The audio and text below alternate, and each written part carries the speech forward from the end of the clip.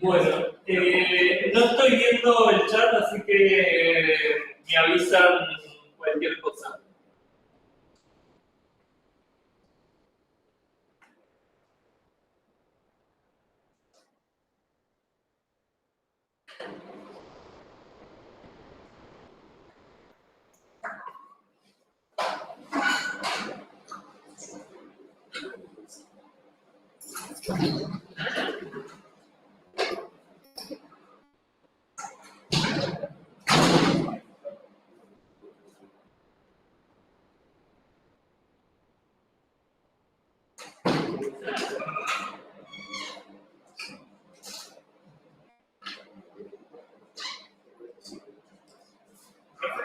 Sí.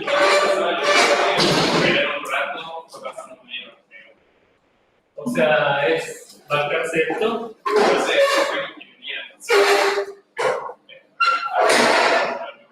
Saco el software de HDMI, eso sí lo utilizo. ¿Cómo? Saco el software de HDMI, no sé, limpio,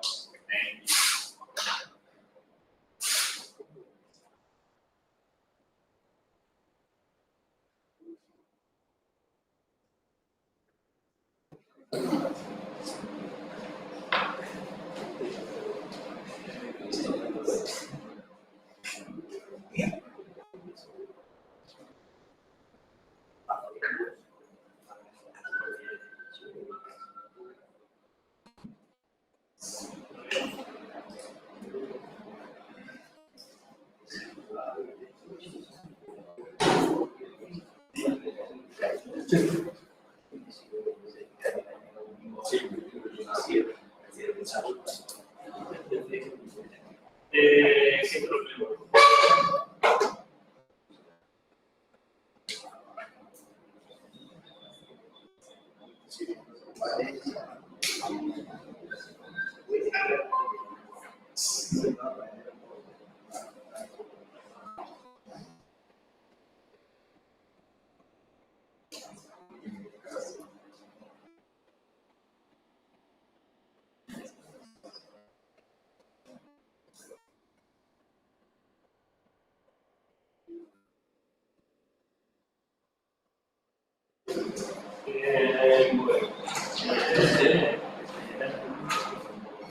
Para quienes están de aquel lado, ustedes sí están viendo, porque ven la presentación, pero no vemos en el monitor, así que voy a tener que reiniciar.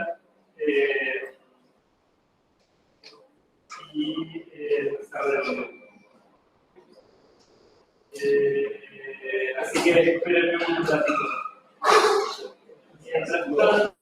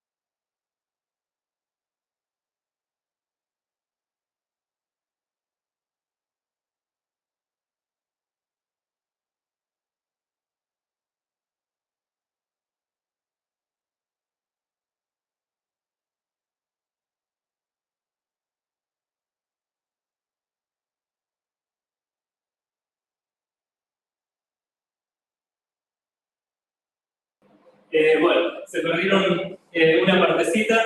Estaba hablando de la situación, de por qué estamos haciendo medidas de fuerza, y recién estaba refiriéndome a los gastos de funcionamiento de las universidades nacionales, que el gobierno, como no tiene un presupuesto, porque decidió no enviar un proyecto de presupuesto al Congreso, lo que hace es reconducir el presupuesto del año pasado, lo cual le da mucha libertad. En particular, él decidió enviar los mismos valores que en diciembre para enero, febrero y marzo. Después del paro del 14 de marzo, o antes, justo antes, avisó que incrementaba un 70% de eso, pero era sobre los valores del año pasado, con lo cual sigue habiendo un déficit de más del 120% en gastos de funcionamiento. La perspectiva es que en cualquier momento las universidades no van a poder garantizar ni luz, ni agua, ni seguridad. Con lo cual es muy probable que en algún momento dejemos de tener clases directamente, no por medidas de fuerza del gremio docente, sino porque no vamos a tener cómo dar clases. No vamos a tener ventiladores, no vamos a tener proyectores, no vamos a tener luz, no va a haber agua en los baños. Así que esa es la situación y por eso estamos haciendo una medida de fuerza. Y en este contexto de medidas de fuerza, les invito a que participen mañana a las 14 de una clase pública que vamos a hacer al frente de la facultad, cortando la calle, para reclamar, para hacer más visible nuestros reclamos. Y también invito a que en sus casas, con sus amistades, conversen de este tema. ¿Cómo les está afectando? ¿Cómo les afecta a ustedes las medidas del gobierno?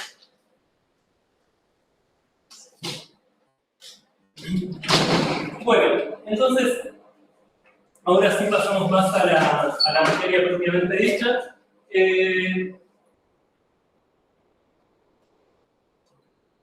Lo que había empezado contando es mostrando fragmentos de Python, donde tenía por un lado el texto que escribimos en Python y por otro lado lo que ve el intérprete de Python para poder ejecutar los programas que escribimos. Y como hay una diferencia muy grande entre la representación textual y la representación arbórea que usa el intérprete o los compiladores para generar código o generar comportamientos, o hacer análisis estáticos. Y es en ese nivel de abstracción, el nivel de los árboles de sintaxis abstracta, algo que ya vieron en paradigmas, donde nos sentamos o desde donde partimos. Entonces, ahora vamos a hablar un poco de sintaxis abstracta, si es que no se me ocurrió. Entonces, si yo me fijo en la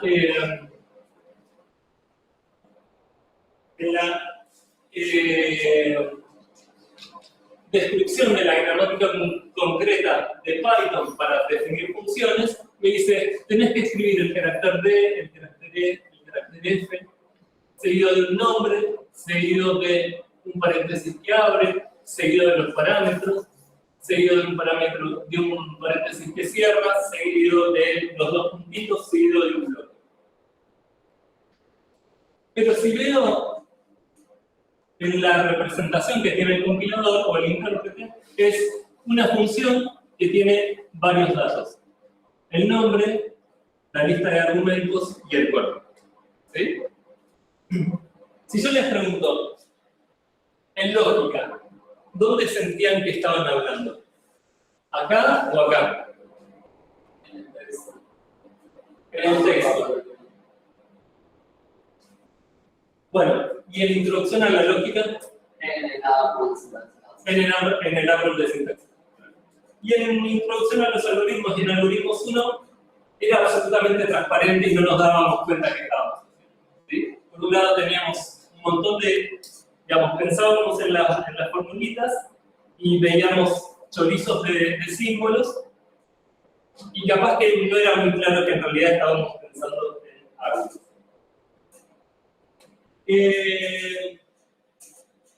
Entonces, lo que queremos tener en la cabeza son los árboles.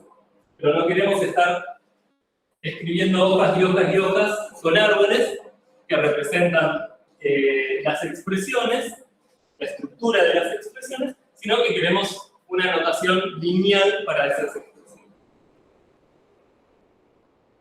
Veamos. Si yo les doy esta gramática, ¿es una gramática concreta o una gramática abstracta? El punto de decir que era una abstracta, porque por ejemplo no da la precedencia ni un montón de reglas para distintos detalles, pero no sé si podría dar un argumento sólido para decir que es una gramática abstracta. Bueno, la pregunta es, ¿yo puedo generar esta expresión con esta gramática? ¿Y de qué manera la puedo generar? Sustituyendo el determinar expresión por introducciones hasta que te queden solo terminales. Está bien, esa es como la derivación, pero más allá de la derivación, ¿qué arbolitos o qué arbolitos posibles puedo generar a partir de esa expresión? Puede ser primero más, la primera expresión que sea otra expresión con menos, y después terminar 15, y después de la segunda expresión de más, vamos a tener el determinador, la hoja 3. Si no, Pues a ver, hay que ver.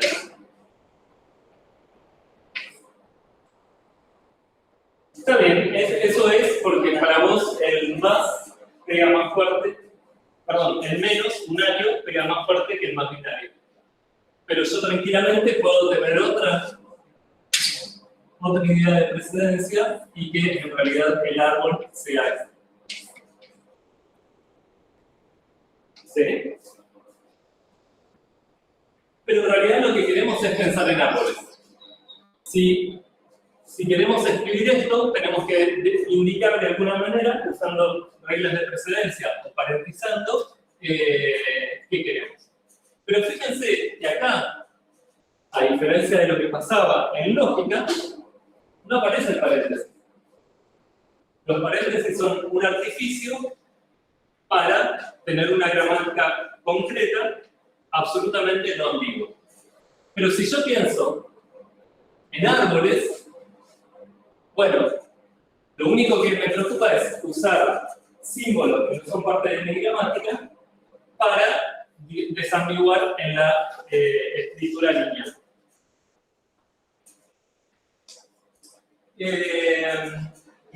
Y ahora vamos a empezar a dar un poco de terminología.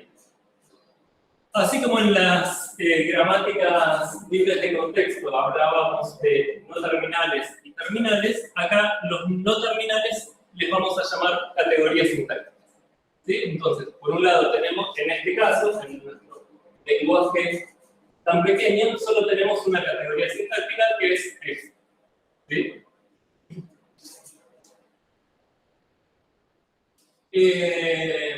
Y como decía antes, si bien lo escribimos linealmente, estamos pensando todo el tiempo en árboles. Y como lo escribimos linealmente, indudablemente hay ambigüedades como en el ejemplo que vimos. ¿Y cómo lo evitamos las ambigüedades? Bueno, podemos decir, el menos pega más fuerte, tiene mayor precedencia que el más. El menos binario tiene mayor precedencia que el más. Por lo tanto, si yo tengo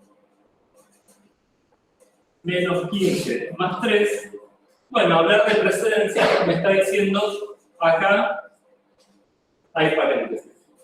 Pero los paréntesis son solamente para ayudarnos a evitar la ambigüedad. Nada más, no es que son parte de nuestra sintaxis. Obviamente, si queremos que alguien escriba, le tenemos que decir, no hacen falta estos paréntesis, porque el menos tiene mayor presencia que el más, o le podemos decir, no, escribir los paréntesis para que no haya ninguna duda. Pero esa es la gramática concreta. No es en el nivel que queremos pararnos porque queremos hacer matemáticas. No queremos aprender a parciar. No queremos saber si esta fórmula está bien escrita.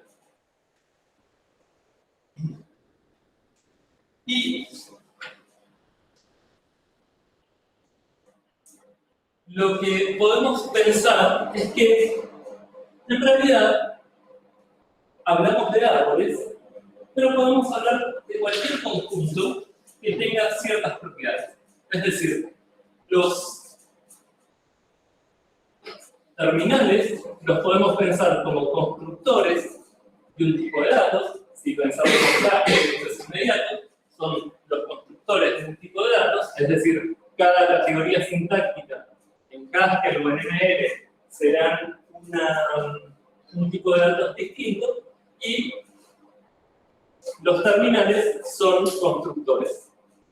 ¿Sí? Entonces acá podemos pensar que estamos definiendo un tipo recursivo que los casos bases, los casos no recursivos, no inductivos, son 0, 1, 2, etc. Y después tenemos algunas construcciones inductivas, no expresión, expresión por expresión, expresión más.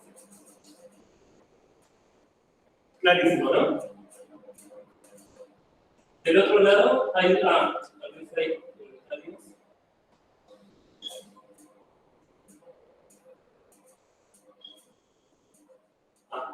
Ok.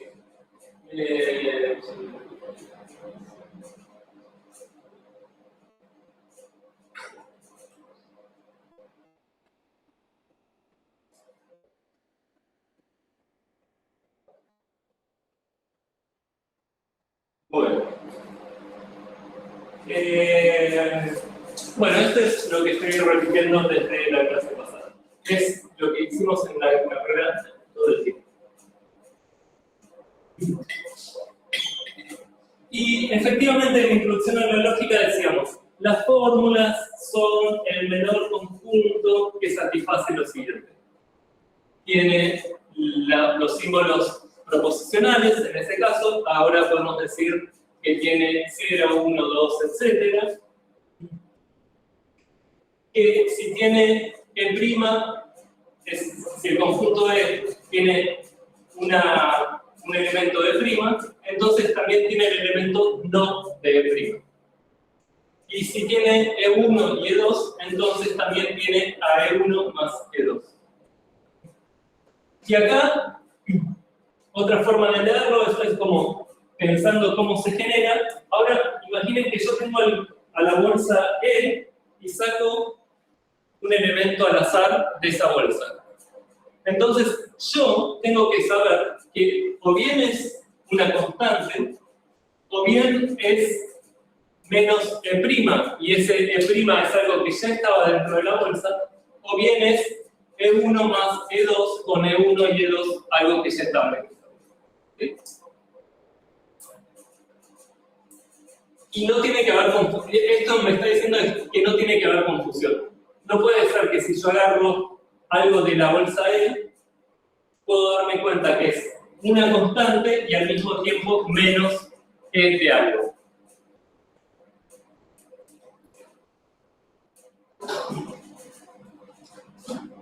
Algo que, si pensamos, ¿cuál es la semántica obvia para este tipo de datos? ¿Los naturales o los enteros? ¿Sí? Podrían ser los enteros porque tengo menos E. Pero entonces, si yo agarro un entero, el menos 5, hay muchas formas de escribir al menos 5. Puede ser menos 5 o puede ser, no sé, menos 6 más 1. Entonces, los naturales no me sirven, excepto que haga alguna codificación, como un conjunto que representa la sintaxis abstracta de mi lenguaje. ¿Sí? Por supuesto que ya vieron en lenguajes formales que podemos codificar, en lógica también, que podemos codificar, entonces ahí efectivamente puedo pensar que puedo representar la sintaxis en ese conjunto. Pero lo importante es que no hay ninguna confusión dentro de él. Dentro de él están, por un lado, todas las constantes, por otro lado, todos los arbolitos que tienen menos en la raíz y adentro algo más chico, o todos los arbolitos que tienen más en la raíz y dos subarbolitos con las cosas más chiquitas.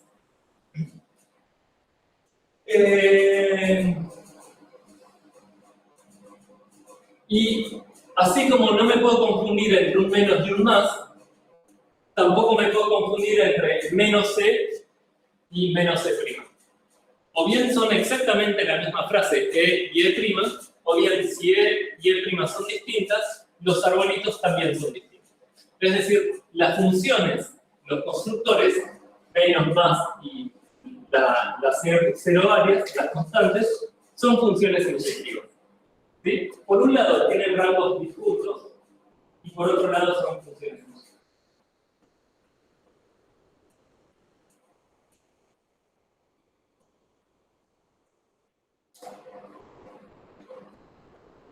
¿Cómo podemos dar conjuntos concretos de sintaxis abstracta?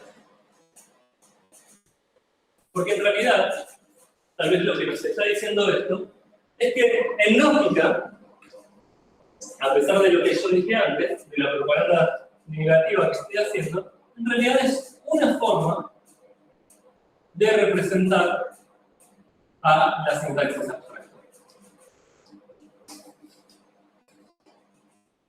Entonces, decimos, los árboles, el conjunto de árboles, que ya nos imaginamos cómo lo podemos hacer, es una posibilidad, un posible conjunto de sintaxis abstracta para nuestro lenguaje. Pero otro podría ser la sintaxis absolutamente parentizada que usamos en lógica.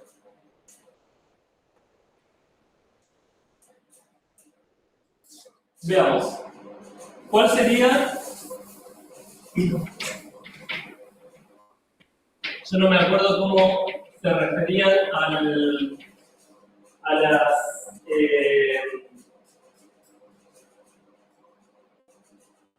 a los símbolos de función. ¿Qué nombre tenían? ¿Tenían alguna restricción los símbolos de función y lógica?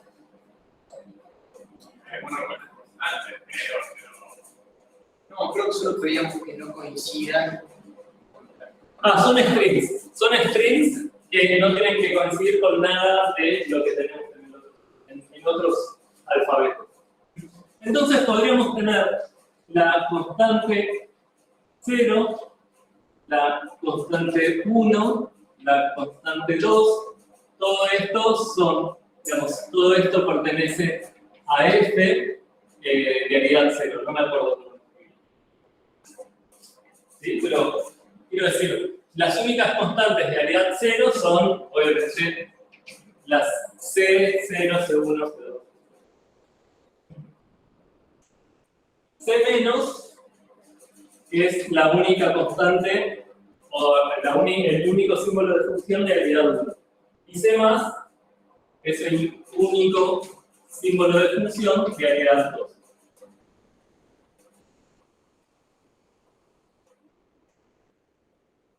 Y ahora, ¿cómo escribiríamos el arbolito que teníamos antes? Bueno, lo escribiríamos como C+, paréntesis, ¿no? Pero ponían paréntesis antes también, ¿no?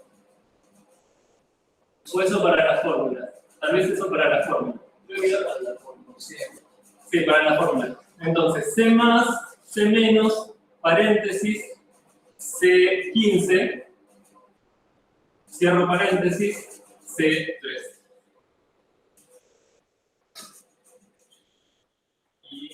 ¿No? Paréntesis, paréntesis. Y ese es un arbolito perfectamente válido. En realidad no es un arbolito, es una frase concreta, pero que representa un árbol abstracto. Es decir, si yo ahora pienso en las palabras y después pienso en los términos, que es un subconjunto de las palabras, pienso en el alfabeto y después pienso en los términos, que son un subconjunto de las palabras, los términos efectivamente me definen un conjunto que puedo pensarlo como la sintaxis abstracta. Y la pregunta es, por un lado tengo los términos, ¿sí? Permítanme ponerle S por string, los términos como string, y por otro lado tengo los términos como árboles que veníamos hablando antes. Y la pregunta es, ¿qué relación habrá entre T sub T y T sub S? Ahí esperamos que haya algún isomorfismo. Es decir, yo sé que para cada palabra que es un término de TS, voy a poder construir un único arbolito que si vuelvo, me va a dar Excel. Y viceversa. Pero tal vez eso lo podemos pensar un poquito más abstracto.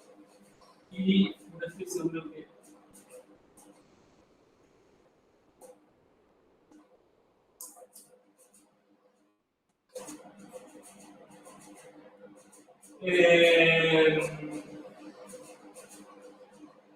Bueno,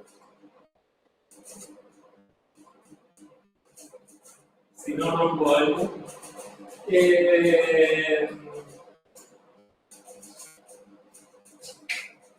vamos a ver si podemos hacer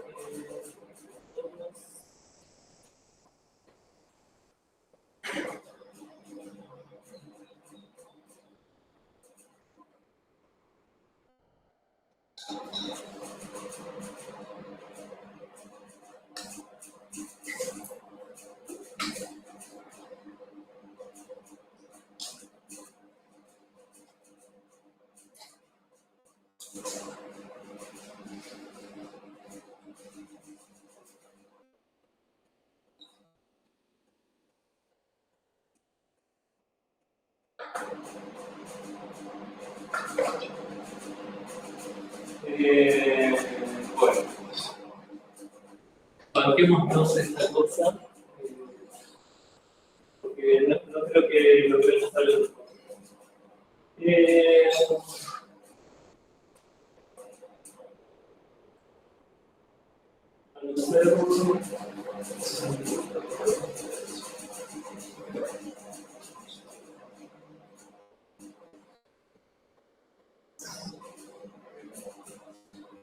Bueno,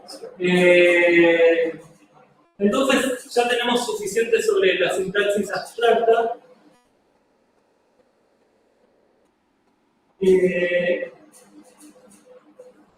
¿Alguien recuerda lo que era la evaluación de términos en lógica? Obviamente que lo van a acordar.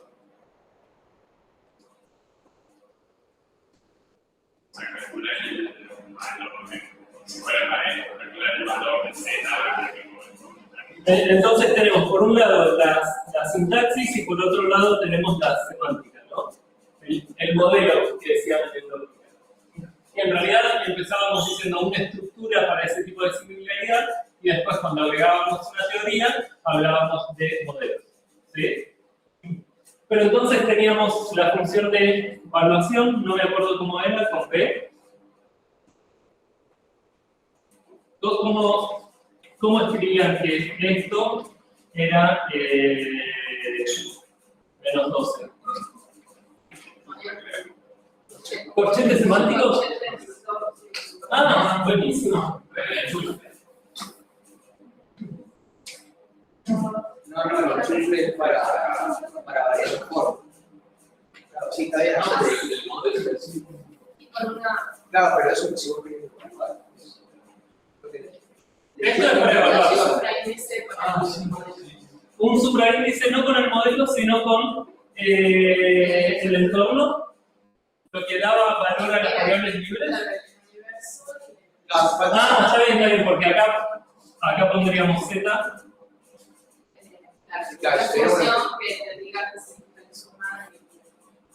Bueno, eso lo tenemos fijo.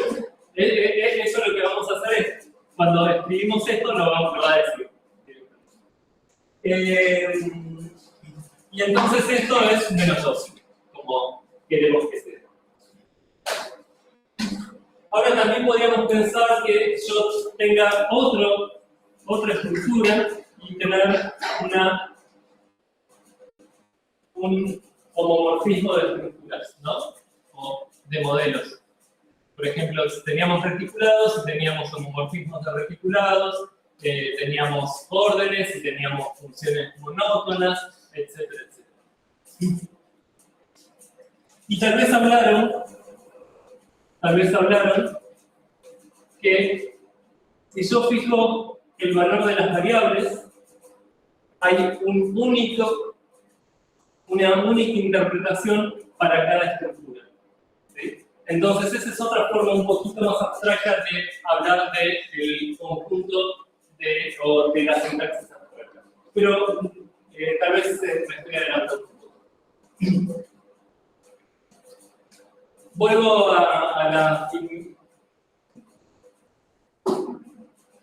Tal vez no tengo que hablar de ellas.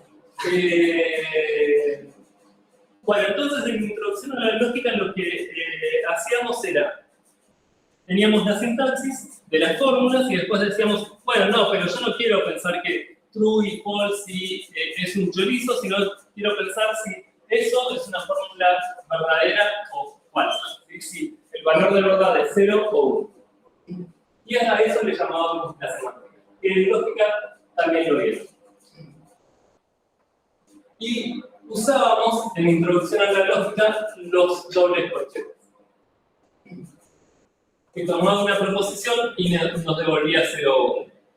¿Y cómo definíamos esa función semántica para saber cómo sabíamos que estaba bien definida?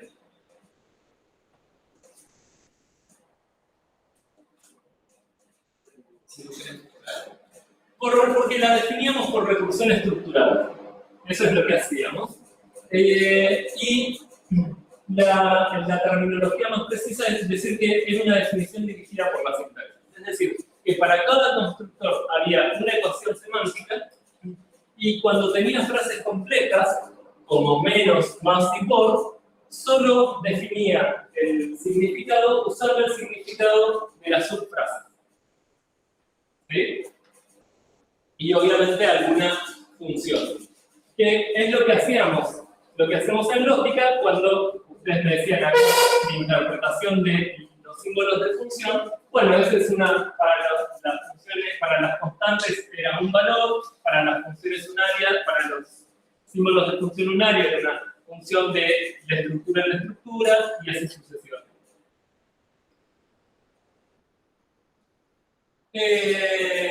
Y acá vamos a pensar en lo siguiente. Cuando digo que la semántica de 0 es igual a 0,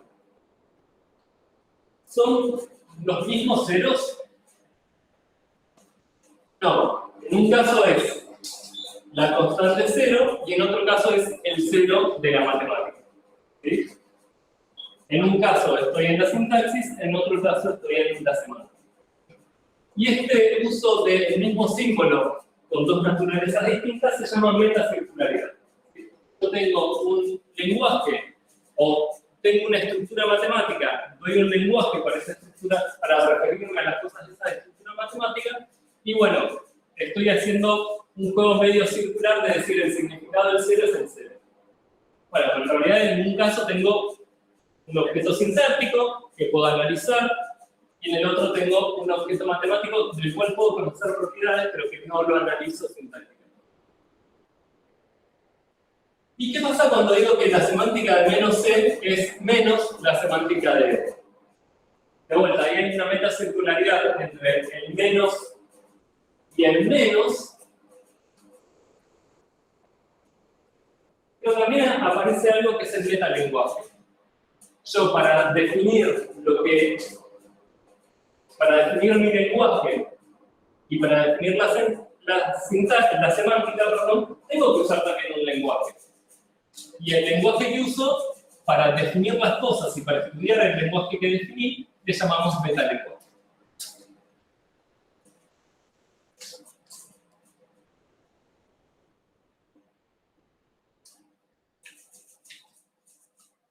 Y a X, que es nuestro pequeñito lenguaje, le vamos a llamar el lenguaje objeto, el lenguaje que estamos estudiando. ¿Qué lenguajes más interesantes vamos a estudiar? Bueno, lenguajes imperativos, lenguajes aplicativos. Y la dirección por sintaxis nos asegura la composicionalidad, que es algo que podemos vincularlo también con la regla de Leibniz de reemplazos de iguales por iguales. Y me dice que si yo tengo que E1 es igual a E2, ¿no? La semántica de E1. Por ejemplo,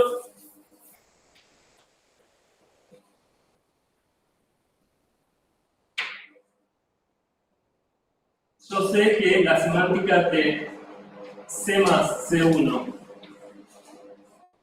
C2 es igual a 3, que es igual a la semántica de C3.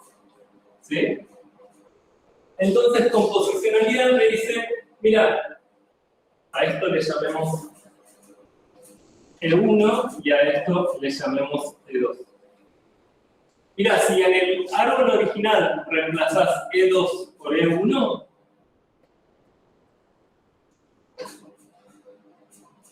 la semántica sigue siendo igual. ¿Sí? Una semántica es composicional cuando al reemplazar frases o subfrases que tienen la misma semántica, la semántica de la frase entera es la misma.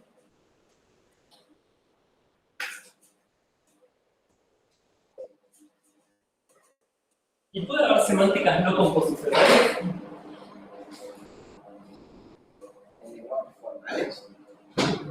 En lenguajes formales versus lenguajes naturales. Sí, lenguajes formales. Por ejemplo, ¿se te ocurre una?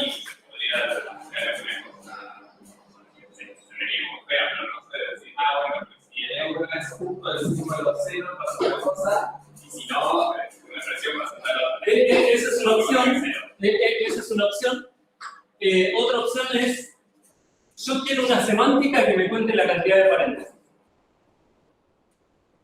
¿Sí? Y entonces acá voy a tener 1, 2, 3, 4, 5, 6 con E1 y con E2, 1, 2, 3, 4. Igual eso se debe poder hacer.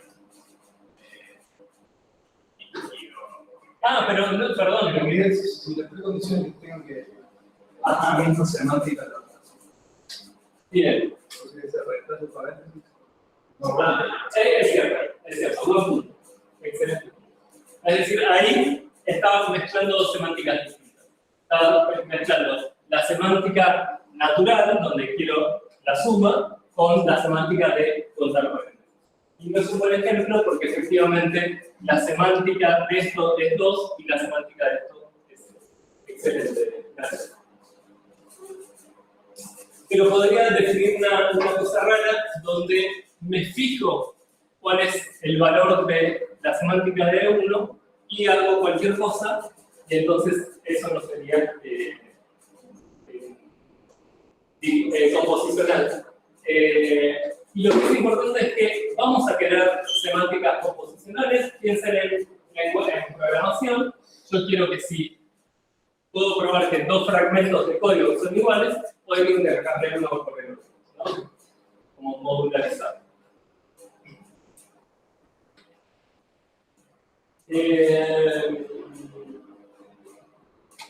Sigamos.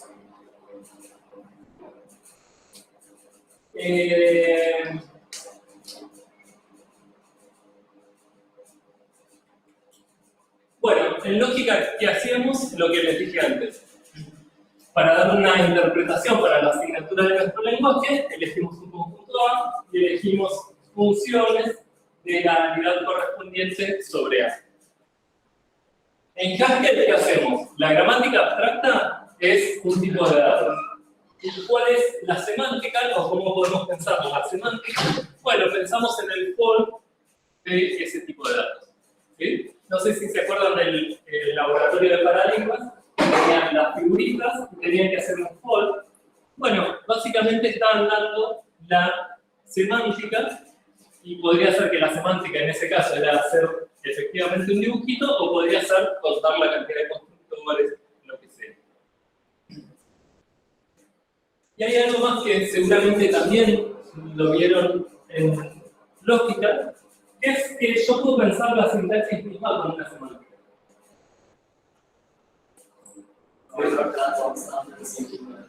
Tal cual, interpreto cada constante como simple. Y eso me da una semántica.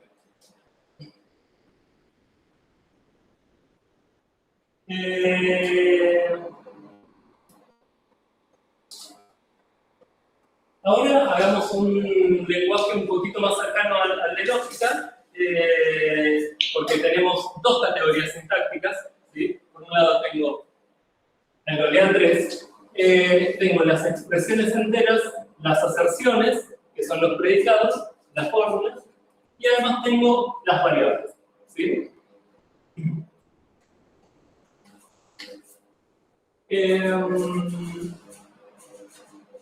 Bueno, ahora no es que tengo un solo conjunto de árboles sintácticos, sino que tengo dos conjuntos que no los mezclo. Son conjuntos disjuntos y obviamente puede ser que si yo quiero hacer la fórmula que 3 es igual a 5, tengo que usar elementos del otro, pero no es que el 3 es una fórmula, ¿no?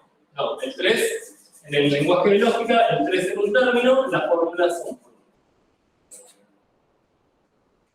Y va, fíjense que acá no decimos, las variables son x seguido de algún número o seguido de una ristra de cifras, que si la cantidad de cifras es más que 1, entonces no puede terminar en o lo que sea,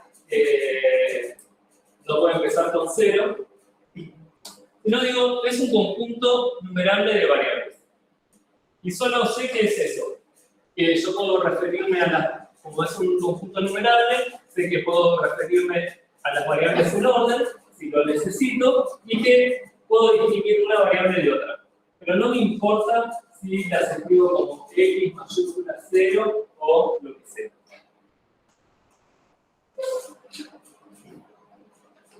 Bueno, lo de la primera pregunta ya la respondí. ¿Y cuál les parece que es el dominio semántico natural? Para la expresión.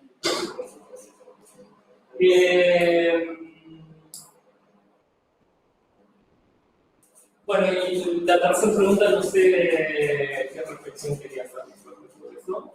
En todo caso ya hicimos muchas distinciones.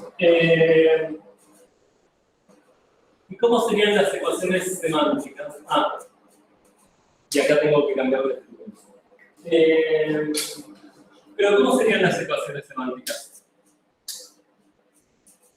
Estamos comparando, no sé, números, podríamos decir que igual es reducir el término por el izquierdo. Tendría que darle la interpretación hasta que haya llegado el paso. Sí, pero entonces ahora... O sea, nos falta una noción de relación para si se hace un fórmula. Bueno, pero ¿por qué necesitamos una noción de una relación de satisfacción? O sea, haríamos la semántica para las aserciones de forma que consideren La primera pregunta, ¿hay alguna dependencia de expresiones respecto de aserciones? No, entonces, tal vez, ¿qué nos conviene empezar haciendo? Las expresiones. Entonces, lo que podemos decir es la semántica de las expresiones enteras. ¿Qué tipo tiene?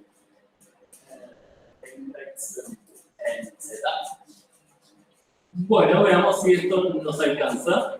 Entonces, tomo una frase abstracta y devuelvo un entero. O sea, por el caso de dividir por 0 y eso, podríamos hacer una función parcial o asignar otra cosa que sería el botón. Pero no hay botón. Claro, por eso No sé qué es botón. sería un símbolo. Un símbolo nuevo que estamos. Z unión.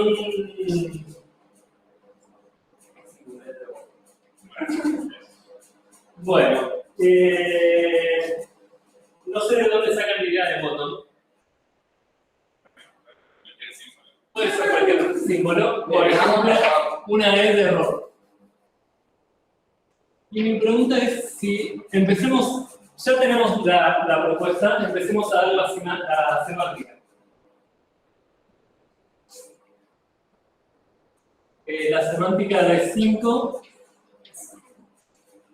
es 5. la semántica de E0 más E1. La semántica de 0 no es semántica de 1. No, porque ya no. Bien, es cierto. O sea, si eso, si ninguno de los dos es. Más, Ese es el más que probable. ese es el más monádico. Perdón, ese es el más que propaga el error. Bien, ahora yo tengo la primera construcción de mi lenguaje de expresiones es la variable x.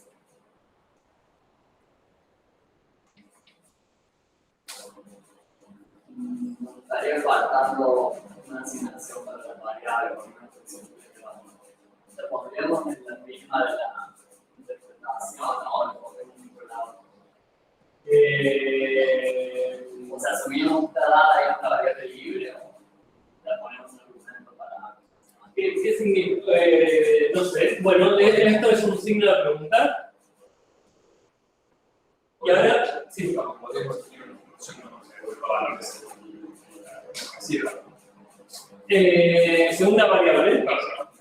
Es decir, vos proponés que en vez de llegar a un conjunto, al conjunto de llegada es un conjunto de funciones. No, sino, o sea, sería la aplicación, o sea, la semántica sería una función que después un número respecto a la variable que pasa, o sea, la aplicación es Como que una Es decir, sí, una de variable. Está bien, pero entonces tenemos que cambiar el tipo, como decía Álvaro. Tenemos que cambiar la asignatura. O bien asumimos que hay un estado que llamamos sigma, ¿sí? Que es, como vos dijiste, es una función de variables en z, perdón. O bien asumimos que hay esto, es una función de variables en z, ¿sí? Pero entonces es algo global eso. Sí. Bueno, supongamos que sí, entonces acá, si es algo global, algo que yo lo tengo guardado en algún lado, puedo decir la semántica de x es sigma de x. Y esto parece funcionar. El tema es, pasemos a la semántica de las aserciones. Entonces, la semántica de hacer, ¿qué tipo tiene? Tomo un hacer y me devuelve Pero me 0, 1. Sí, a esto le llamemos P por booleanos, solamente para escribir menos. Y yo puedo tener efectivamente 0 dividido 0, perdón, 1 dividido 0 igual a 3. ¿Sí? Entonces, efectivamente, tengo que seguir propagando el error. Sí. Porque yo, en mi gramática, yo puedo hacer 1 dividido 0. ¿Sí? Y si quiero una función total, tengo un problema. Obviamente acá, donde puse más, y esto es algo que estoy spoileando un poco, pongo operador binario,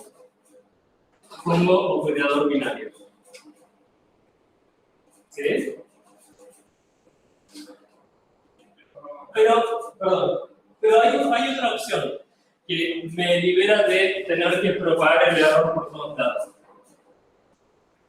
Una opción es propagar el error por todos lados. Un PDI. Otra opción es decir, no, ¿sabes qué? La división por 0 me da 28 por T de 1. Total, no tengo ninguna teoría acá que satisfacer. Solamente tengo construcciones sintácticas.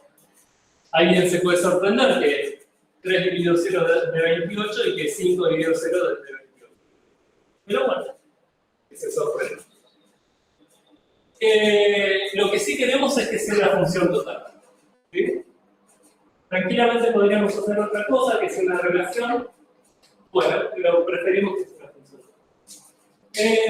Entonces, ahora, la semántica de los operadores binarios es el operador binario de la llamada recursiva. ¿Sí? Pero seguramente la semántica de true, yo voy a subrayar para hacer las negritas, esto debería haber puesto así. La semántica de true va a ser 1, ¿no?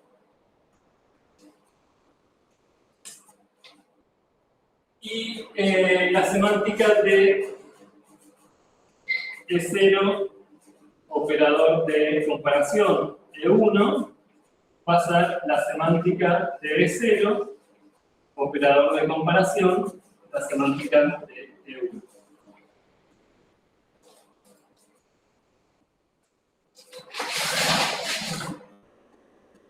¿Hasta ahí vamos bien?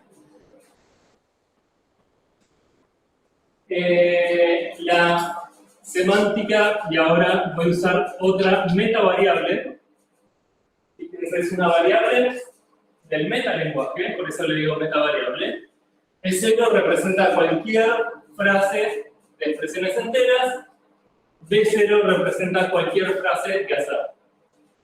Entonces, si tengo un conectivo binario, esto va a ser, la semántica va a ser el conectivo binario de las llamadas recursivas.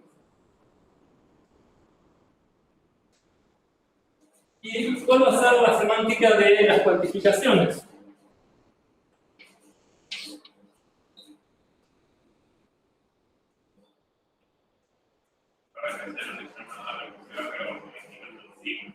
Pero el sigma es global.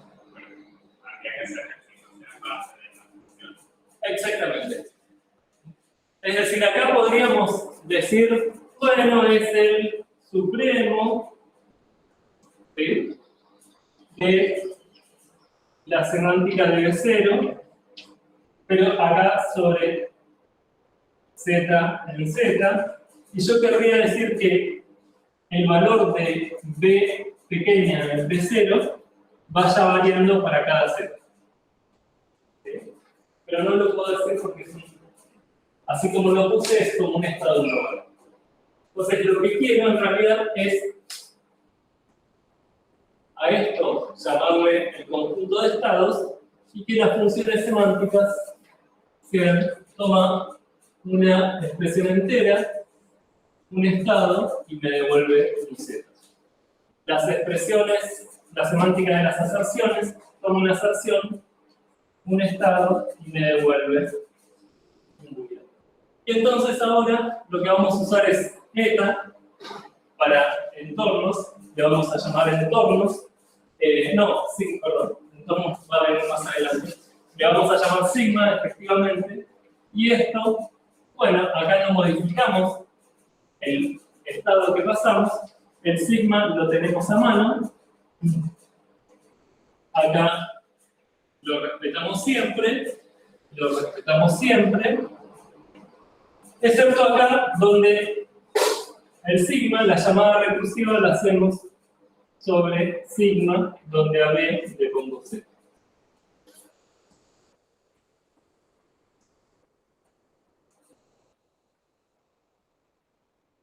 ¿Sí?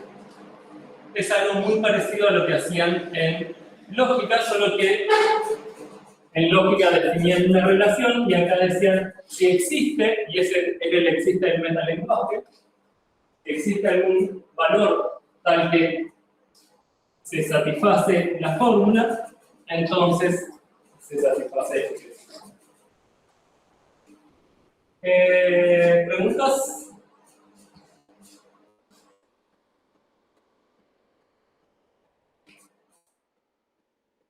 Hacemos una pausa de unos 10 minutitos y volvemos.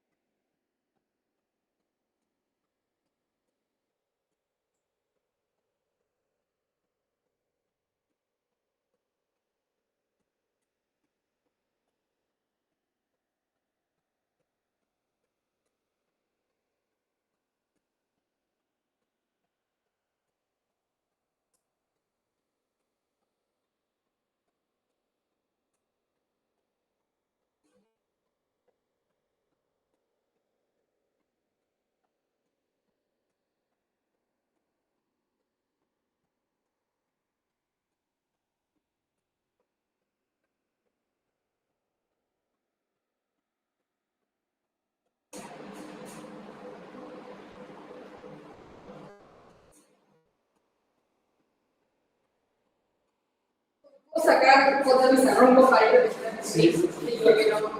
Vale, ¿se ve? Más o menos. Por ahí se verían. Hay cosas que no conozco. Ah, bueno, porque ¿querés usar vos el control? Mira, en la cámara. Entonces, la idea es que enfoques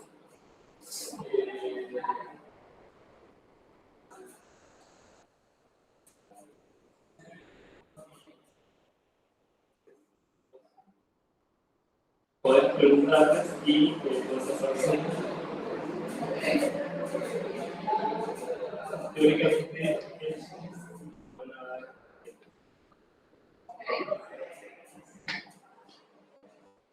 ese es un tema que yo estoy presentando, pero tal vez pueden elegir verlo más tarde. Y ellos no lo deberían ver. Claro, y vos que te avisen si lo ven bien.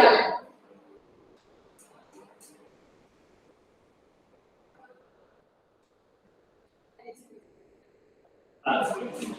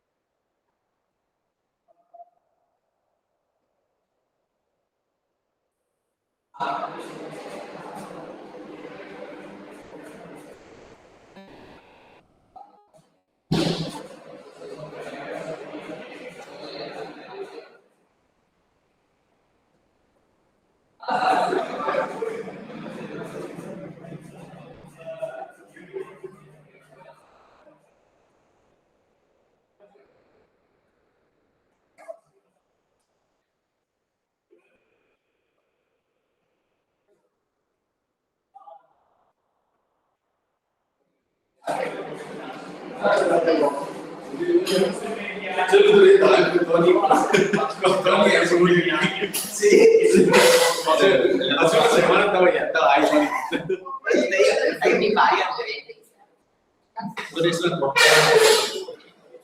Pero el forma no dice que tiene que estar sí, sí. El video que se le haga cada Sí, después jugamos.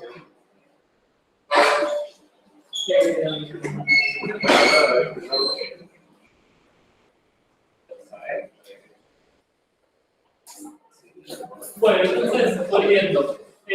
Acá tenemos la sintaxis abstracta y esta es la definición de las ecuaciones semánticas. Sigma es el conjunto de estados que vamos a llamarlo así. Los estados van a ser lo que le da sentido a las variables.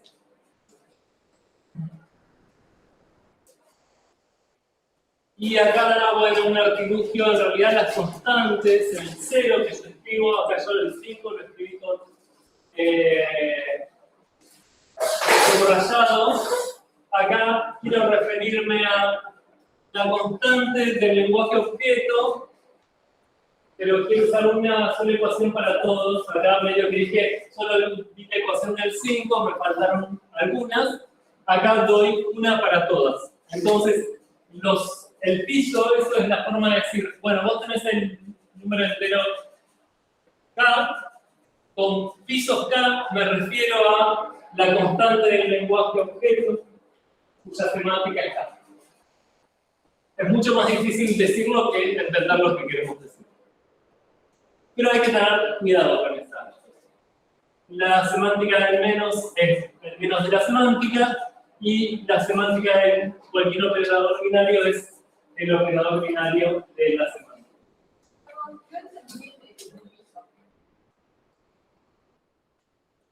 5. Este 5 es parte de nuestro lenguaje. No. Pero yo tengo una constante que es 5. ¿Sí? Entonces, tengo que dar una semántica para el 5. Acá la di explícitamente. Pero no di la semántica para el 0. La semántica para el 0 es 0 subrayado es 0. Quiero dar una semántica para todas esas constantes. Pero no entiendo por qué hay que poner, digamos, el piso. ¿Por qué no podemos poner una variable y directamente? Porque es necesario. Porque queremos relacionar. Ponele que acá yo pongo z. ¿Sí? Pero ese z es una metavariable que representa cualquier constante del lenguaje objeto. Es decir, puede ser el simbolito 0, puede ser el simbolito 1, puede ser el simbolito 2. Sí. Ahora, ¿cómo digo? Acá el valor es ese simbolito. Ok. ¿Sí? Acá lo que hago es al revés. Digo, bueno, te doy una función que para cada k en z te da la constante de tu lenguaje objeto. Bien. ¿Sí? Okay. Y esa función es piso. Bien. Creo que es lógico usar el techo, solo puede ser arriba para eso mismo. Ok. Y ahora está la semántica de las aserciones. Bueno, acá puse 0, 1 en vez de. La negación es la negación, la comparación es la comparación, operadores binarios es operadores binarios, y la semántica de los cuantificadores es lo uso pensando en el reticulado. El reticulado sí lo uso, ¿no? Es decir, para cada valor para cada n, esto me da 0, 1. Si yo tomo el supremo, me va a dar 1 si todos son 1, y 0 si hay uno que sea 0, y viceversa para el supremo. Acá también le podría dar En los operadores binarios también, sí, obviamente.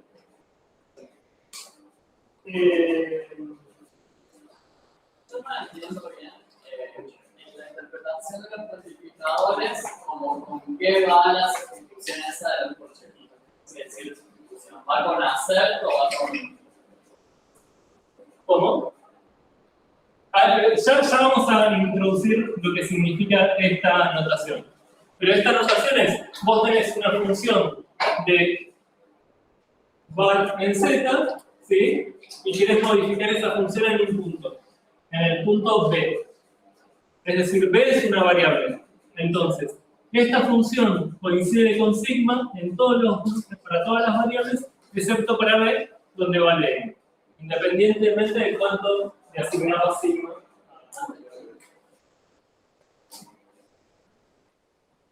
Pero entonces hay una diferencia esencial entre lo que pasa con las variables cuantificadas con las variables libres, ¿sí? Y esto es algo que seguramente recuerdan de muchos años. Pero un poco más de precisión, bueno, la notación de cambiar en un punto una función es esta nueva función, ¿sí? Y podemos cambiar en b y en w, pero lo escribimos como b, primero cambio b y después cambio w. Con lo cual, si b y w son iguales, lo que vale es n, ¿no? Porque primero cambié b y después cambié w. Si son justo las variables concretas x y x, entonces me quedo con el valor, con el segundo valor. Y a partir de ahora, fíjense que antes yo ponía, bueno, la función semántica a través de acá, que lo ponía en algún momento, lo puse arriba, acá lo ponía como subíndice, a partir de ahora sabemos a qué nos referimos, ¿sí?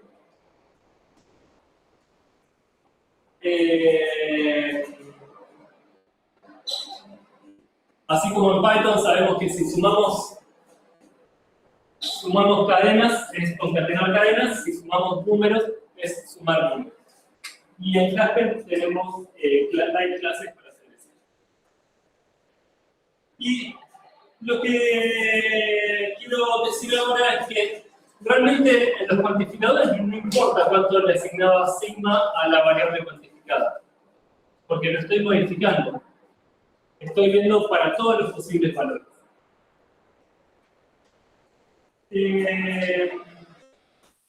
Entonces eso nos lleva al tema de variables libres y ligadas, ocurrencias libres y ocurrencias ligadas. Y acá tenemos tres frases que no las voy a leer, les doy un ratito para que las lean.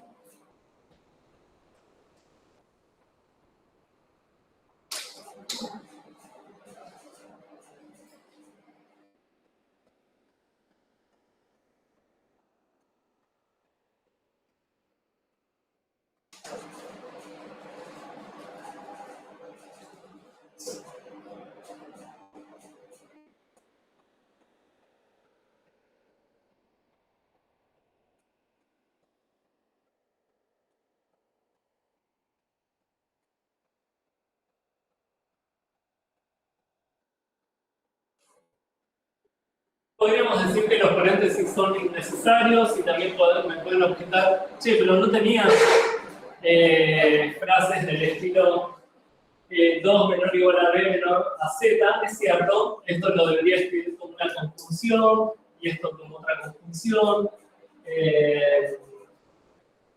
Y me pueden decir, pero esto tiene paréntesis así o tiene paréntesis así. Y también me pueden decir, la conjunción es el existe, lo tomo así, con esto. Bueno, aclaraciones. Si tengo una cuantificación, la cuantificación llega hasta el final de la frase, excepto obviamente que haya paréntesis. Si yo quisiera que sea existe BW 2 menor o igual a B menor a Z y todo el resto fuera de la cuantificación, tendría que haber puesto esto entre paréntesis. De vuelta son paréntesis artificiales que solo los pongo para aclarar el árbol al cual me estoy refiriendo. Y si yo les digo que P y P' son equivalentes, si su semántica es la misma, ¿sí? ¿Cuáles de esas dos frases? ¿Hay algún par de frases que tengan la misma semántica? Las dos primeras. ¿Por qué saben que las dos primeras? Porque son iguales, pero renombrando no cualquier variable, renombrando variables ligadas, ¿sí? Acá pareciera que el rol que estaba jugando B lo juega U y el rol que estaba jugando W lo juega X. Veamos. B, U, WX, WX. ¿Sí? Y B y U. sabiendo que la variable de Z es una valor cuando hablamos de la fórmula debería darse. Bueno, acá a alguien le sorprende que. Perfecto. Sí. Están diciendo que se pinta la presentación.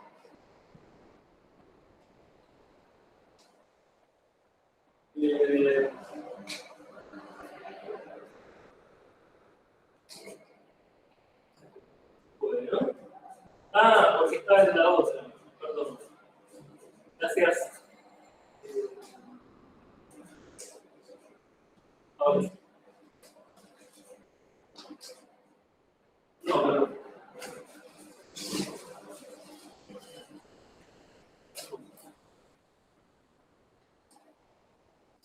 Ahí está.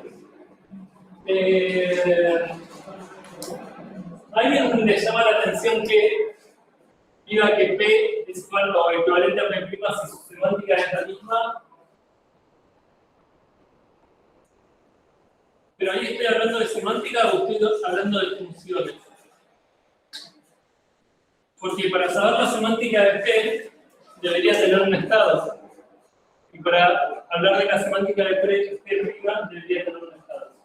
Bueno, entonces acá lo que nos damos cuenta es que la semántica es tomo una expresión entera y me devuelve una función de estados naturales. ¿Sí? Entonces, realmente que sean la misma semántica es que como funciones de estados enteros sean la misma función. Es decir, lo que vos decías, Álvaro, está implícito en la definición de ser equivalente. Solo voy a enfocar si son equivalentes o no, si punto a punto respecto a todos los estados me dan los mismos valores. Es más general y menos tedioso, no tenés que estar hablando de... Y si le ponemos un poquito de color, efectivamente podemos ver que los colores, les aseguro que mi pantalla se ve un poquito más lindo, los colores son iguales. Y en general vamos a poder decir que una frase habla de sus variables libres.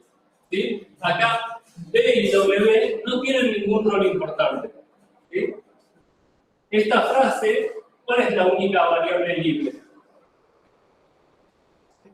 Z. Es decir, esta frase habla de Z, esta también habla de Z, y esta habla de Z, pero también de W. ¿Sí?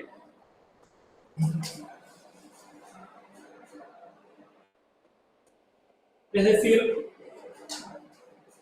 esta frase es un predicado sobre Z.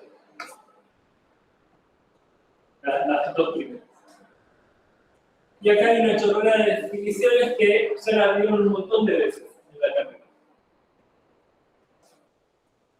Fíjense que yo tengo, si les pregunto por las variables, tenemos B, W y Z. Acá tenemos U, X y Z. Pero esta variable ocupa un rol muy distinto que esta, y a su vez esta variable tiene un rol muy distinto que Z. Y la terminología es que las variables que están inmediatamente a la derecha de un cuantificador son ocurrencias ligadoras, que ligan las ocurrencias que están en el alcance de la cuantificación, es decir, esta B está ligada por esta ocurrencia está ligada por esta ocurrencia, y lo mismo que esta ocurrencia está ligada por esta ocurrencia. En paradigmas, si se acuerdan el árbol que hacían para expresiones lambda, le ponían un arco de la abstracción a la variable. Es la misma idea. Acá podríamos decir, bueno, acá hay un arco, acá hay un arco. Entonces, esta es una ocurrencia ligadora, esta es una ocurrencia ligada. También decimos que este cuantificador captura esta ocurrencia. Esta es una ocurrencia libre, porque para la izquierda no hay ninguna aparición de z al lado del cuantificador, no hay ninguna ocurrencia ligadora dentro de este alcance. Y creo que eso es todo. Entonces, tenemos ocurrencias ligadoras, ligadas y libres. Y vamos a decir que una variable es libre si tiene alguna ocurrencia libre. Y vamos a decir que una expresión es cerrada si no tiene variables. Y acá se me ocurre una pregunta. Si yo tengo una expresión cerrada, ¿dependerá su semántica del estado? No. Está todo definido.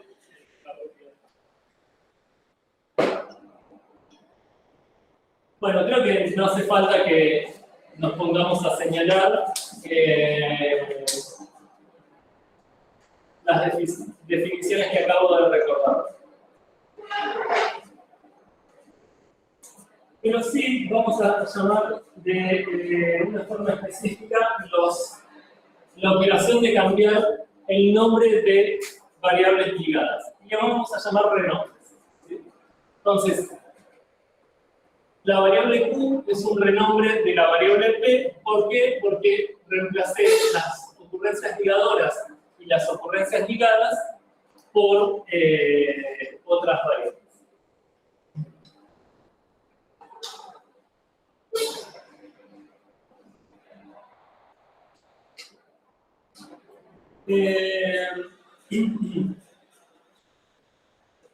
Bueno, y antes, es decir, yo tengo la noción de una frase sea renombre de otra. Podemos pensar que es una relación entre frases. ¿Qué clase de relación va a ser? ¿Es una relación reflexiva?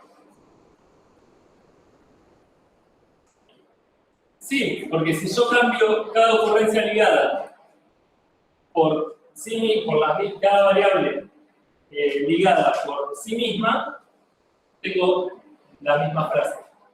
¿Es simétrica? Sí, yo puedo, así como cambié B por U, puedo cambiar U por B y me queda la misma frase. ¿Es transitiva? Sí, si yo cambio B por U y después U por T, bueno, puedo cambiar B por T directamente. Entonces es una relación de equivalencia.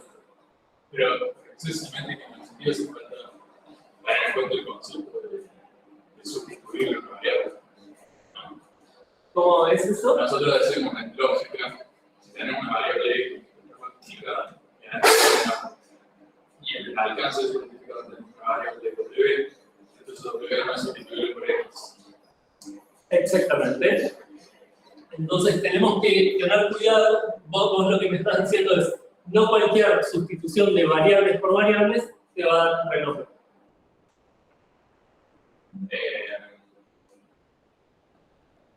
No sé si el renombre tiene en cuenta, la definición de renombre tiene en cuenta eso. Sí, tiene en cuenta eso. Sí. Sí, es un buen punto. Es un buen punto. Tenemos que tener cuidado con qué nuevas variables usamos para renombrar. Porque yo no quiero efectivamente capturar variables libres. Es decir, en este ejemplo, yo no podría haber reemplazado B y W por Z, porque entonces estaría capturando estas ocurrencias libres y dejaría de ser un renombre.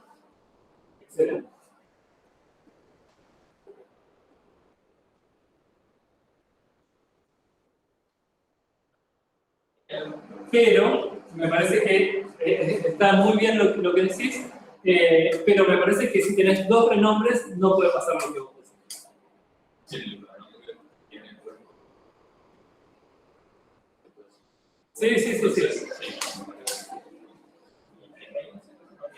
Y el médico bebé, si se podría intercambiar, pero no se puede hacer un cambio de algunos porque están los dos. No, hay que hacer simultáneamente los dos cambios. Muy bien. Entonces eso con la transitividad. No te va a afectar, porque si vos tenés que esta frase es un renombre, o esta frase es un renombre de esta, y tenés otra, no va a poder ocurrir eso. Es componer los renombres que hiciste. Y los renombres son cosas que haces en paralelo, para todas las variables. Y usar como una, o sea, si fueran variables antes, variables, usando una herramienta lineal. Si hiciera falta, pero no veo por qué. O sea, yo no es que veo el proceso donde voy reescribiendo. Veo dos cosas ya escritas y digo, tengo esta frase y tengo esta frase. ¿Es este un renombre de este? Sí. ¿Es este un renombre de un tercero? Sí. ¿Es el primero un renombre del tercero? Sí o no. Y sí lo voy a tener. Puedo probar que es una relación de equivalencia. Es decir, tal vez lo que queremos es pensar no en frases, sino en clases de equivalencia de frases cocientadas por esta relación. Y es algo que hacemos todo el tiempo mentalmente, pero no lo tenemos tan presente.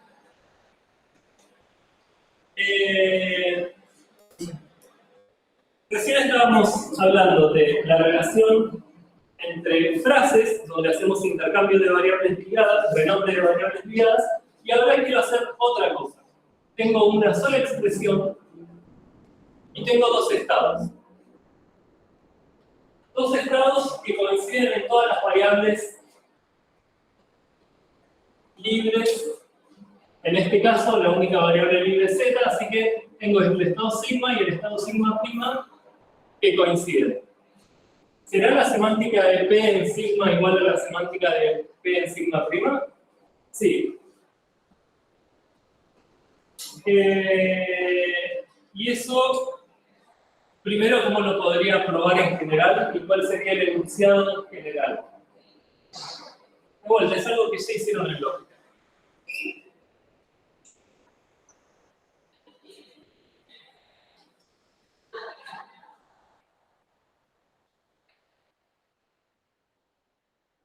¿Dónde tengo que pedir que coincidan los estados para que la semántica sea la misma? En Z. ¿Cómo? En Z, pero respecto a que, digamos, los estados son funciones de variable en Z. Respecto a las variables libres, exactamente. Porque podría pasar que la variable libre. Sí, parece como X para X. Ese no Está bien, sí, es cierto.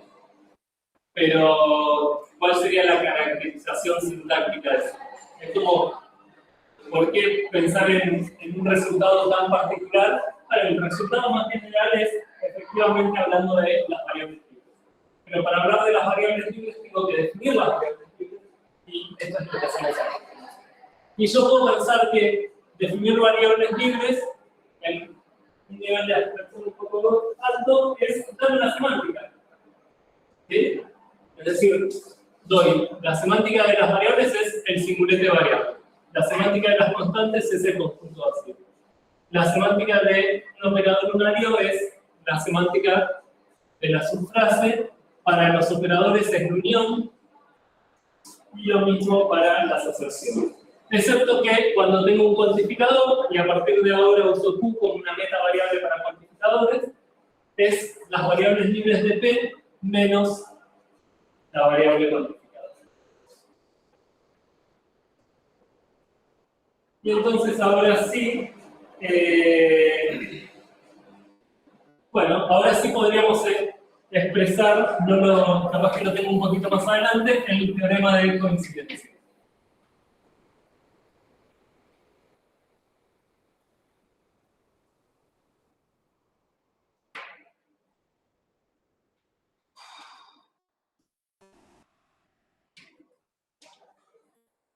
Entonces, si sigma de z es igual, o sigma de b es igual a sigma prima de b para toda b en las variables libres de E, entonces la semántica de E en sigma es igual a la semántica de E en sigma.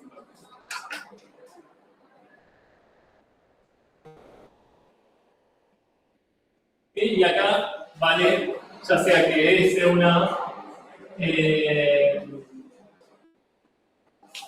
esto vale, ya sea que E sea una expresión entera o una aserción. La pregunta es cómo lo probamos.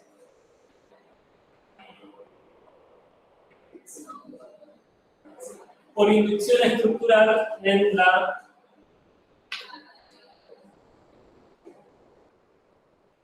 yo pienso que estos son conjuntos definidos inductivamente, entonces lo que hago es inducción estructural en la estructura de la frase.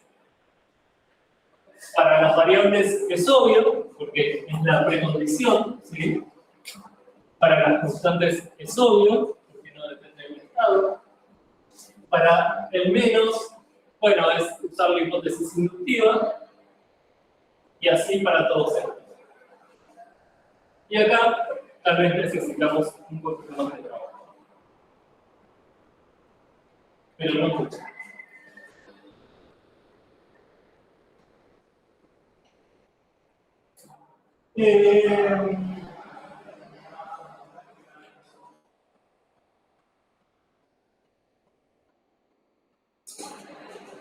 Bueno, y ahora tenemos que ser un poco más cuidadosos, tener más cuidado con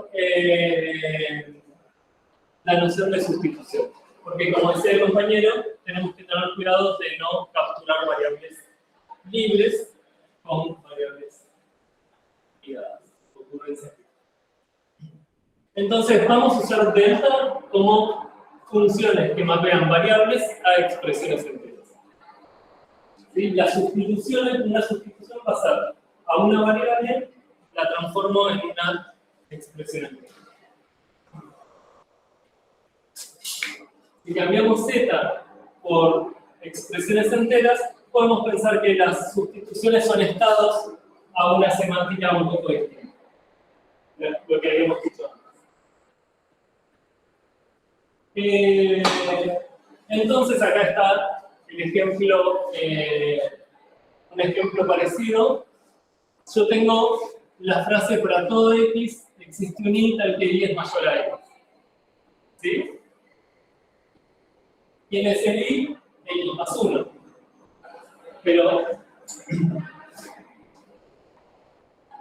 como esto es cierto para todo x, lo puedo instanciar para un x en particular. Entonces puedo decir, bueno, es cierto para i más 1. Entonces, si yo hago la sustitución a lo vago, me queda, existe un i tal que i es mayor a i más 1. ¿Sí? ¿Qué es lo que tengo que hacer? Bueno, si yo quiero instanciar saco el para todo, y quiero instanciar este x con i más 1, lo que tengo que hacer es renombrar esta i, porque ya habíamos dicho que renombrar es válido. Entonces, pongo un nombre de variable que no aparece en la sustitución que estoy haciendo, y listo. Hago el renombre primero. En vez de pensar existe i tal que i es mayor a x, digo existe w tal que w es mayor a x. Eso no cambia el sentido de la frase. Y luego puedo hacer la sustitución de esta x por i más 1. ¿Sí? Es decir, sustitución no es reemplazo sintáctico. Sustitución es tener el cuidado de decir, estoy por capturar un nombre de una variable, renombrar la variable ligada. renombrar la variable ligada, no la variable que aparece en la sustitución. Y entonces ahora, ¿cuál es la definición recursiva de sustitución? Bueno, es tomo una expresión, tomo una sustitución y devuelvo una expresión. Acá quita es o hacer o intext, ¿sí? Entonces, tomo un intext, una sustitución y devuelvo un intext, o tomo un hacer, una sustitución y devuelvo un hacer. ¿Cómo sustituyo una variable? Bueno, aplico las funciones a esa variable. Los constructores que no son cuantificadores pasan derecho. Cuando tengo un cuantificador, lo que tengo que hacer es elegir un nombre nuevo para la variable cuantificada y cambio en la sustitución la variable cuantificada por ese nombre nuevo. ¿Y qué le pido a ese nombre nuevo? Que no aparezca en ninguna de las variables, que no aparezca en ninguna de las expresiones que me introduce la sustitución. ¿Sí? Fíjense, yo tengo las variables libres del cuerpo de la cuantificación, son, cuando haga la llamada recursiva, me va a aparecer para cada variable que esté en P, las variables libres de delta de W. ¿Sí? W está en las variables libres de P. Entonces, cuando hago esta sustitución, me van a aparecer todas las variables libres de delta de W. ¿Se entiende? Yo estoy confundido con un caso. Bueno. Supongamos que en la misma expresión de antes, la de para todo x, x incluye x de más una x, yo quisiera aplicar sustitución y la delta que usar, digamos, a x y asignara, no sé, 1, como si yo dijera x va a ser una variable libre, pero en la fórmula la variable está como variable libre. Entonces yo tengo la cuantificación. Para todo x existe y al que y es mayor a x, ¿sí? ¿Y qué querés? ¿Cuál es tu delta? Mi delta es Python delta, ¿Sí? como que entre comillas piensa que x es una variable libre y tiene adentro el par x, no sé, 1. Entonces, delta de x es 1. Claro. Sí. Yo lo que no entiendo bien es si se entre comillas rompe algo, si a las variables que no son libres, yo les doy un valor de delta. En el último caso, digamos. Bueno, veamos qué pasa con esto.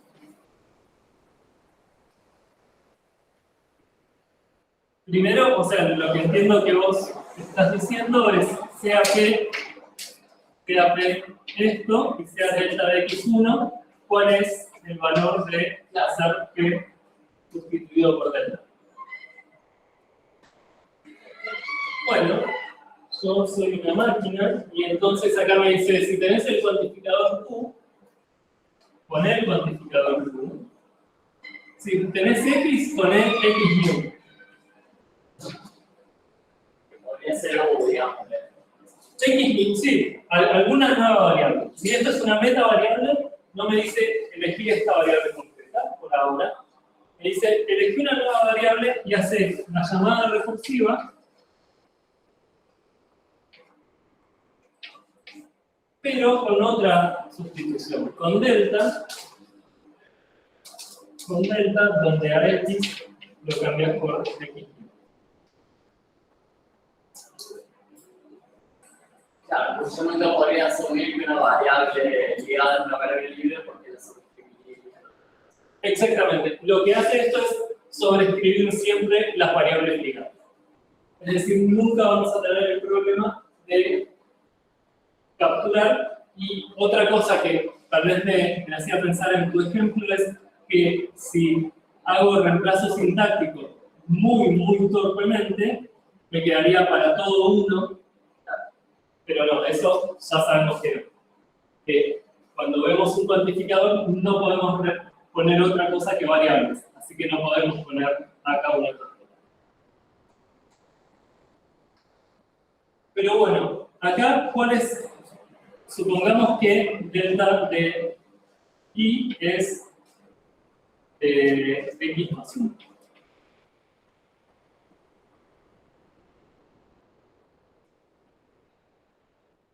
Acá, ¿hay alguna W que pertenezca a las variables libres del cuerpo? Es decir, este es el cuerpo de la cuantificación, de la primera cuantificación.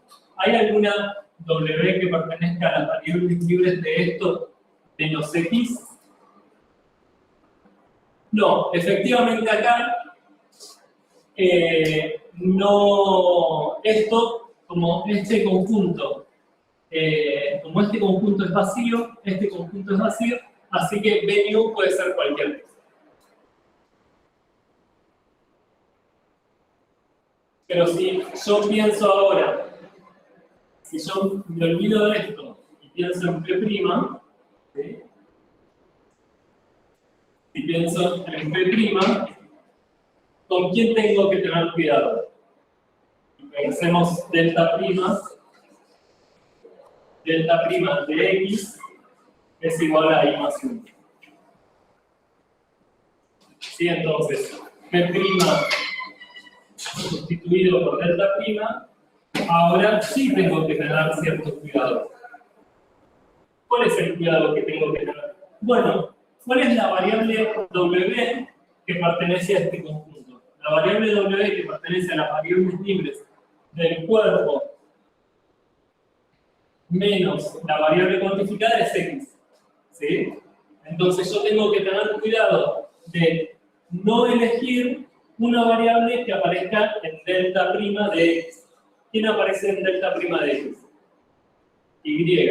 Entonces acá me dice, bueno, elegí y new, tal que, y aplicar y mayor a X, delta prima, tal que y es y new.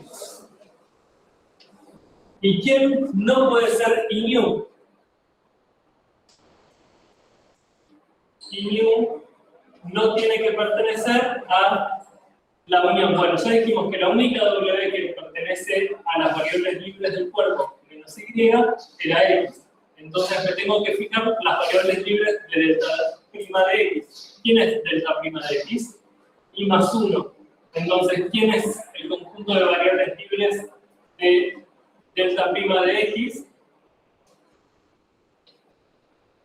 Es decir, y new tiene que ser distinta ahí.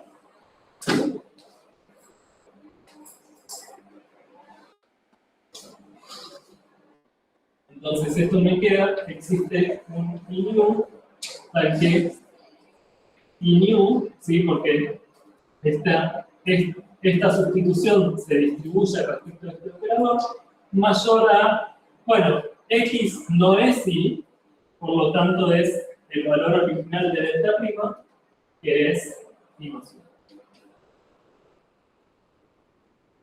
Entonces, la sustitución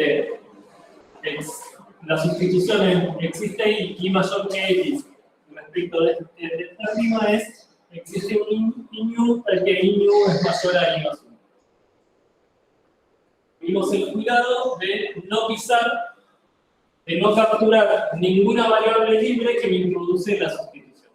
¿Sí? Esta es la idea. Tengo que tener cuidado de no capturar variables que me introduce la sustitución.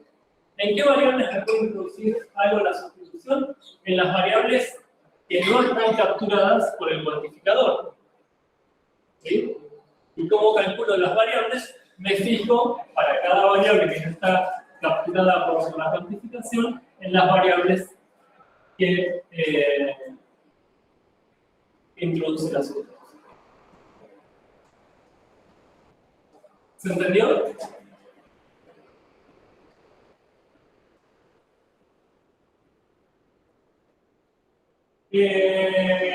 Creo que estas observaciones es lo que ya estoy diciendo. Y una cuestión importante, pero muy de detalle, es, bueno, ¿quién es concretamente Venue? Bueno, ¿se acuerdan que habíamos dicho que las variables eran un conjunto de numerables, por lo tanto las podemos poner un orden entre las variables de acuerdo a esa numeración? Bueno, IU es la primera variable que no aparece en el conjunto de variables que tengo que evitar. Y si puedo quedarme con el nombre original, me quedo con el nombre original.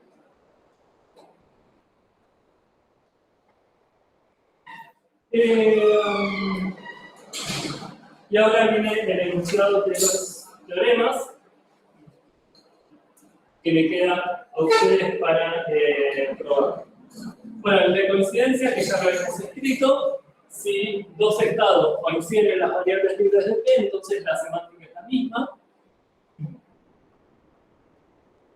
Y ahí está enunciado con todo cuidado para decir, bueno, para todo tipo, ya sean expresiones enteras o hacer, vale el teorema de y el teorema de sustitución, que seguramente ya lo vieron en la lógica, es, bueno, si yo tengo el estado sigma prima, que hace el trabajo que además por separado hace el sigma y la sustitución delta, restringida a las variables libres de P, como siempre. Ya sabemos que lo que pasa fuera de las variables libres de P no nos importa. Entonces, la semántica de hacer la sustitución delta y después calcular la semántica en sigma es lo mismo que tomar la semántica en sigma. Entonces, si yo tengo que se da que la semántica de la sustitución para cada variable libre de P, el estado sigma es igual a sigma prima de B, ¿sí? Entonces, la semántica de la sustitución en el estado sigma es igual a la semántica en el estado sigma. Y lo mismo, primero lo probamos por inducción en intext y luego lo probamos por inducción en examen.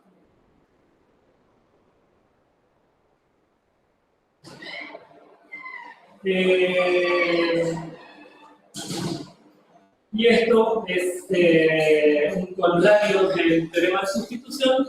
Si yo sustituyo algunas variables, una cantidad finita de variables, y siempre podemos hacer eso, porque las frases son objetos finitos, entonces siempre puedo restringir la sustitución a las variables libres que aparecen en la frase. Y fíjense, acá aparece una sola sustitución como un solo estado, pero el estado nuevo es donde a B0 le pongo la semántica de 0 en el estado original, a B-1 le pongo la semántica de E. ¿Sí? Es decir, hago una sustitución de algunas variables por algunas expresiones y el estado que hace el trabajo de ambas cosas es a la variable B0 le pongo la semántica de 0.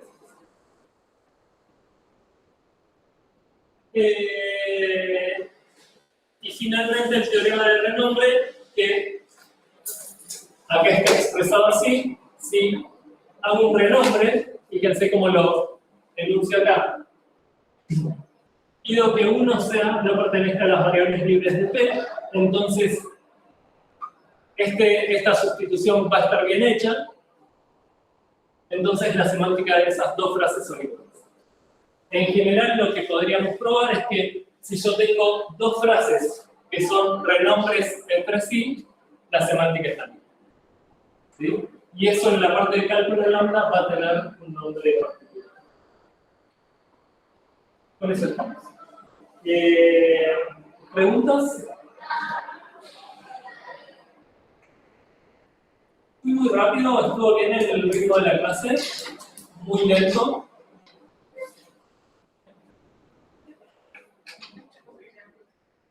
Muchas cosas que ya habían visto en lógica, así que nada muy divertido. ¿Qué toca la semana que viene? No, el viernes.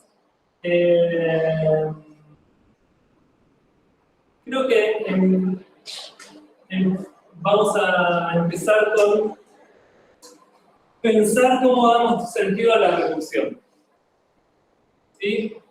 ¿Cuál es una construcción recursiva por antonomasia en lenguajes de programación?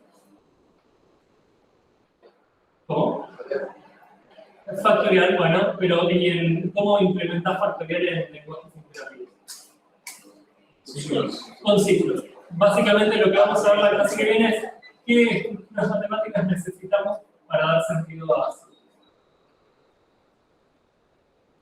Está Mati, no sé si está ahí, pero Mati prefiere que usen lenguaje neutro, no cargado, sin carga de género, así que traten de ser respetuosos con esa preferencia. Bueno, nos vemos el viernes.